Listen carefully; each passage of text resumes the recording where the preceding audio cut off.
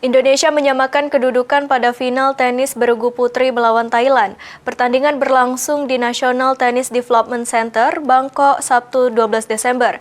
Kemenangan diraih Janice Chen pada partai kedua setelah bertarung 3 set. Hasil ini membuat laga final berlanjut ke partai penentuan.